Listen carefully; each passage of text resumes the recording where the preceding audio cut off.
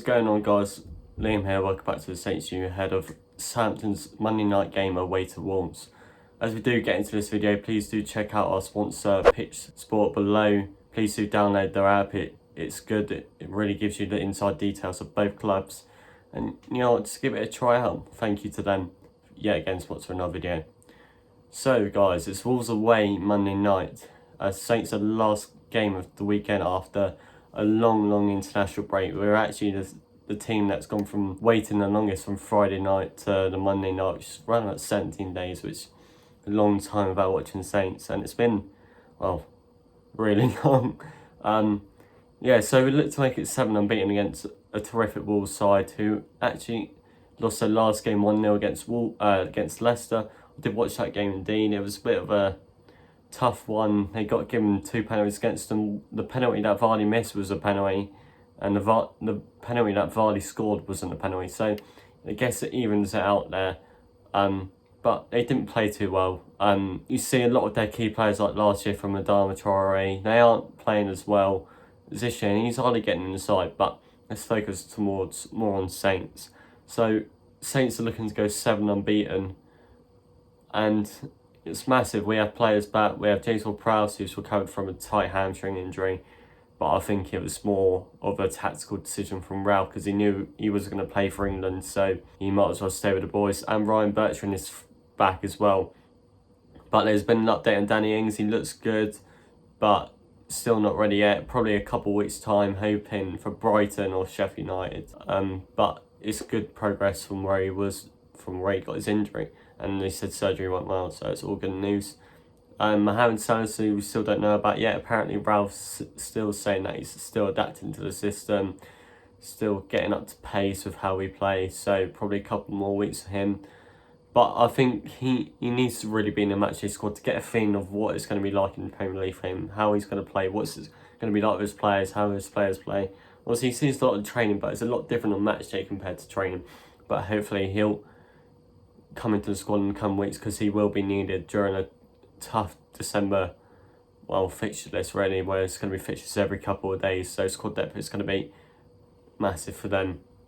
Obviously a couple of players gone on the international break, not so Jan Benderak, Jan Vestergaard, Stuart Armstrong have come back escaping injuries, which is massive for us. So we do have a full fit squad except Danny Ings, which is massive for our game against Wolves on Monday. So let's talk about Wolves a bit more. So they play with an interesting 3-4-3 system, and they've invested a lot in the summer, bringing the lots of Nelson Semedo from Barcelona, which is a huge signing, around about 30 million or something like that.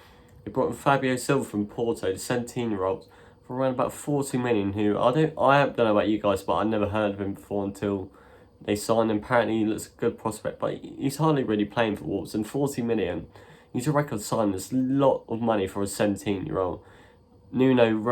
Russ really think he's going to be that next level striker, because obviously they have Raul Jimenez. He's going to be a tough player to really get out of the side because Jimenez is pivotal to the way Wolves playing. He's a superb all-round striker. So it's going to be a bit weird for Fabio Silva to see if he really fits into the system, fits into the way Wolves play. Because obviously I think Nuno did see him from when he was managing at Porto as a young kid, and it's been a long time since then. So really Wolves are really looking to build a Portugal squad, set Connor Cody really. And talking of Connor Cody, he had to self-isolate from the England side around about 10 days ago.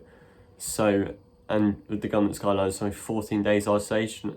So I'm pretty sure, 75% sure, that Connor Cody will miss the game on Monday, which will be the first time that he's missed a Wolves game in nearly 2 years. And he's pivotal to what he played, with long balls out to the wing backs. And you know, it's going to be interesting to see how they do line up if Connor Cody isn't playing. So it's a massive boost for us, and I think it's really going to unorganise their defence, because he is literally the pivotal player. He's the central centre back. He's one that organises. He's a captain. So it's going to be a massive miss for Wolves. And our Saints are looking to make it 2 clean sheets in a row. Obviously a massive win against Newcastle with Adams and Armstrong getting the goals for a 2-0 win. Obviously Jan Vestergaard was superb, and that was without Danny Ings or an actual left back. So it's going to be good to see Ryan Bertrand back, and let's go have a full squad back. Obviously, we have a lot of players injured for Newcastle. We had Diallo, who was on the bench, but he did have a dead leg. Vokins actually played for the under-23s in that say, which really surprised me, because if he can play for the under-23s, I don't understand why he didn't play for us. But obviously Ralph thought that Stevens was the better option, but it worked in the end, so obviously it's best for us. But enough about Southampton. We don't really know much about Wolves, so we have Dave on the channel. He's going to give us an insight. Take it away, Dave. Yes, guys, it's Dave here from Talking Wolves. I hope you guys are keeping well and safe through this weird and uncertain time in 2020. But it's great to have league football back. I'm not a huge fan of the international, so as always, it's great to see Wolves back in action. And this weekend, we've got another tricky test. We're up against Southampton, who have, you know what, I thought the way Southampton played at the end of the last season, I really backed them to have a really good season this term. And I think you appreciate, I don't know, I'm sure I saw a couple of results where there were, you saw on the losing end, and I was really surprised, and I thought maybe they're going to be one of the teams that surprises me this season. But you guys have picked it back up. You're doing well this season, even top of the league for a short period as well. So it's going to be a really tricky game for Wolves. Wolves have been very inconsistent this year, really. We haven't got much consistency. And the fans, I think we're satisfied, but I think every single Wolves fan feels and probably knows that we should be doing a lot better. We started off with a fantastic win against Sheffield United right at the start of the season. And then we lost out to City, a disastrous loss to West Ham, and then we sort of clawed it back. We've got, wins, and we saw ourselves in a pretty decent position. Right before the break, though, we did lose out to Leicester, but it was probably one of our poorer performances. We just never really got going, to be honest. So it was a shame, but we just lacked anything going forward. So it's up to Wolves now to see how they can react. Southampton is going to be a tricky game. We had a couple of good games against you boys last year. I remember we 2-0 down. We came back and beat you 3-2 or something like that as well. That was a great game and a great win for Wolves. And I'm hoping that we can do it again. I think in terms of players that need to come back into the frame, Adama Traore, you guys may have seen that he's struggled to break into the first team squad. He's been on the bench for the last 5 games or so. But I think there's been a lot of press about him this week. He's played, obviously been with Spain as well. There's been a lot of press, so I'd expect him to maybe start and come in. Possibly for Daniel Podence. It's pretty harsh because Pedro Neto and Daniel Podence have both done well, but Adama just offers that little bit of power to any lineup, and I think it'll be dangerous. Southampton will have to sit quite deep because as soon as they start creeping forward, Adama's going to get in behind and cause you some problems. So it is going to be interesting. Going to be a tough game. I like to back my own team. I'm going to go with a 2-1 Wolves win, if I'm honest, but it could go either way. Southampton have had a great start, and I think, along with the likes of ourselves, Leicester, Everton started off well, even Villa, the top 6 is going to be an interesting one come the end of the season. So, best of luck to you boys for the rest of the year. Fingers crossed Wolves can get a win, but may the best team win on Monday. And, let's see how it goes. And there's Dave's insight to Wolves. Thank you for coming on the channel, buddy. Now we're going to go into our second part of our preview, which is a predicted lineup, and it's pretty essential, really. I think you guys know what I'm going to go with. So obviously, Ngama Alex McCarthy looking to get his 5th clean sheet in the season. He's been absolutely immense for us. Really turned it around since the Burnley game, and every other player has. And I'm really happy for him because he's a solid addition to us. Right back, Kyle Walker-Peters, probably been one of our most consistent players this season. Absolute steal for 12 million. I'm so happy that we got him in. And obviously, he's our first right back option. And that's always the way it's going to be. Centre back partnership, Bednarek and Vestergaard. These two are absolutely solid. It's obviously going to be our first partnership with hopefully Sanity maybe coming in the ranks, David Stevens. Left back, Ryan Bertrand.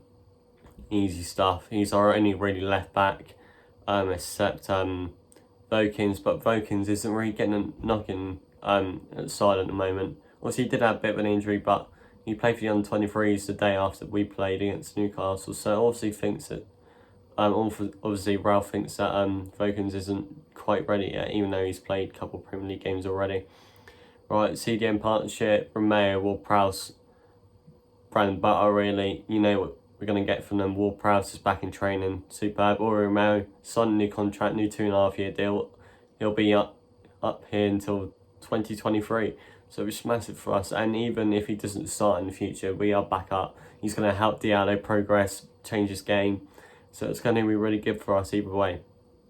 Right cam, short Armstrong, easy stuff. He's pivotal to the way we play. He's been absolutely immense this season, and really ever since he's slotted into that right cam position, no one else can play the way he does, and he is essential that we keep him fit all year round, because we do really struggle without him, and that's shown in the last against like Chelsea and Palace.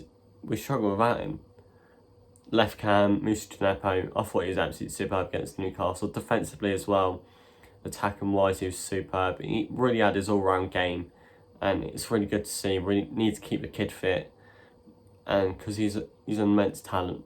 Up top, Chams, Theo Walcott, obviously unchanged side to Newcastle's set. Bertrand coming back in for Stevens.